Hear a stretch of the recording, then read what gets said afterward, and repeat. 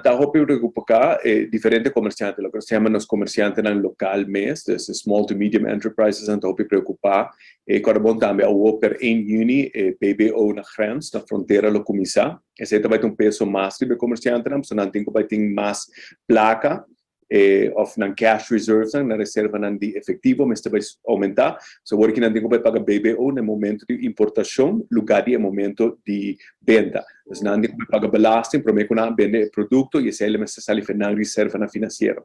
Então, se seguro lo trece dificuldade para algum comerciante, lei não está clara, nós não há aqui no parlamento, então não está preocupado também com a enquete começar em junho, nós espera que o nome com a última reforma fiscal, uma 12 semanas para que a lei entre em vigor, não está passando em parlamento. Então, esse seguro está preocupante, o nível de inflação está preocupante, acesso a crédito, lo que nós estamos agora aqui tem ameaça, me provisa no sistema financeiro internacional. O último viaje nós tivemos crise ou recessão em 2008 e para mim que se está em 97. Toda crise tem a começar com a turbulência ou falta de estabilidade no mercado financeiro e da parte que nós estamos indo na mesma direção. Nós estamos com interesses sobre assim alto, também para o comércio, é talvez mais custoso financiar a operação e fazer negócio.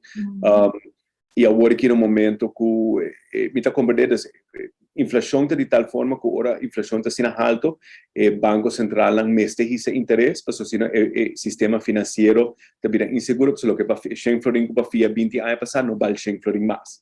E se a inflação está mais alto que o interesse que está cobra, o instituto financeiro está perde placa. De outra banda, o banco, por exemplo, na América, não está invertido em bono de governo. Depois da última crise em 2008, havia verplicht para valorar a segurança, não ser bônus, sendo stocks, no valor de mercado. Então, o que interessa é mais alto, é bom no valor de mercado baixa.